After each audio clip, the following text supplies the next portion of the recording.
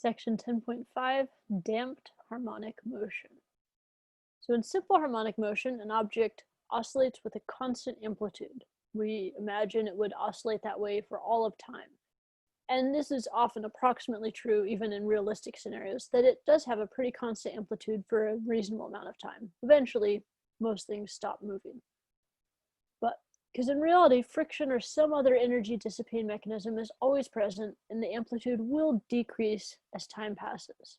So this is referred to as damped harmonic motion.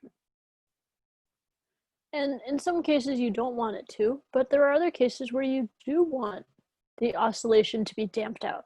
So one example of that would be when you're driving your car.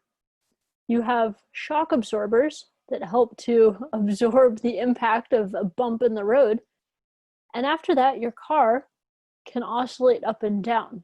Well, if you went into simple harmonic motion with nothing to dissipate the amplitude of that oscillation, you could hit a bump and then just be doing this for the rest of the ride.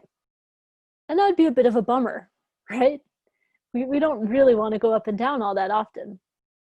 So shock absorbers are designed to both take the oscillation and the impact, but also to have the piston have these holes that pass through oil to slow down the oscillation, to damp them out, to reduce the amount of oscillation. So you can see a couple of examples with someone shaking their car, right? And you're able to, if the amplitude stays the same, you have simple harmonic motion, right? That usually requires you to keep shaking it up and down, but you can keep that constant amplitude, that's the red line.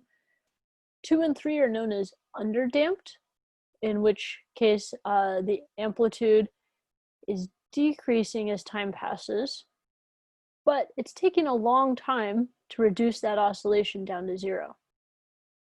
And then 4 is the critically damped, where it's the shortest amount of time to go from that jostling amplitude back down to 0, to the equilibrium position.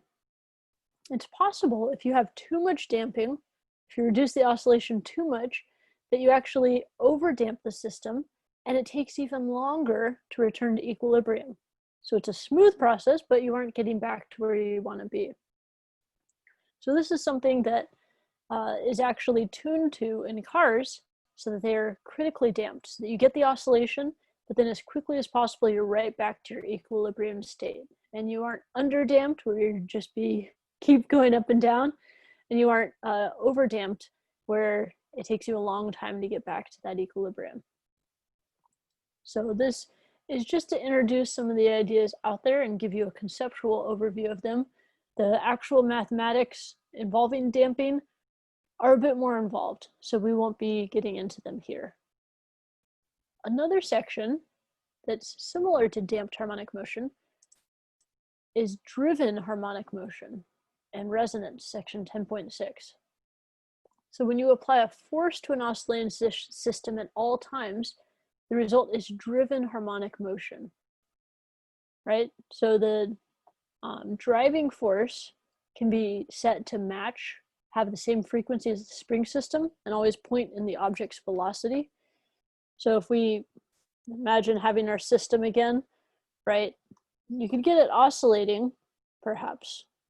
Let's see, there we go. But it damps out and stops pretty quickly. So if I want to keep it going, I could apply a driving force by jiggling my hand that's tuned to the natural frequency of it, and now look at it going up and down.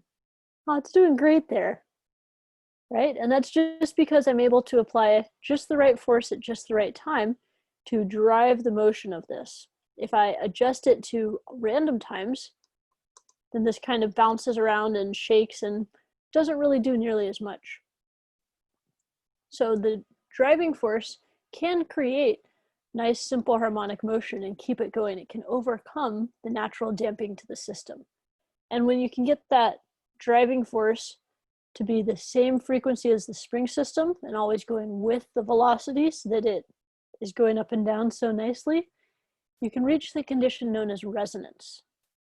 So resonance is the condition where a time-dependent applied force can transmit large amounts of energy to an oscillating object, leading to a large amplitude motion.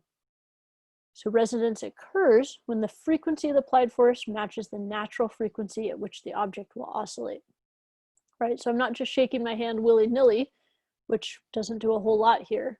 I'm instead doing the steady up and down, matching the natural frequency of this. And so this can be really good if it's something you want to oscillate. It can also be really bad if it's something you don't want to have oscillating. So engineers have to pay attention to avoiding creating potentials for resonance, because then if you have earthquakes or other natural things going on, if you get resonance going, your buildings are going to be shaking with large amplitude. Buildings aren't usually very good at handling large amplitudes of shaking. So an example up at UC Santa Cruz, when there's a long building there that has these beautiful glass sides on either side of the building and hallways. And if you go up there, this is the Natural Sciences 2 building, you'll notice there are these large steel supports outside those glass windows, and it really impedes the view. It turns out they weren't part of the original design, but they were added because at the end of that long building, Natural Sciences 2, at one point they dug a hole to create the Science and Engineering Library, but then there was an earthquake. And the earthquake, along with that hole, created huge oscillations and resonance effectively for the Natural Sciences 2 building, so that it was moving significantly back and forth. And they didn't lose the building, but at that point they decided they needed to add additional supports. So aesthetics lost because the engineering hadn't been up to par in the original design. All right, so that's just a little look at damped harmonic motion and driven harmonic motion, which when you tune the driving force just right, you can achieve this resonance for better and for worse.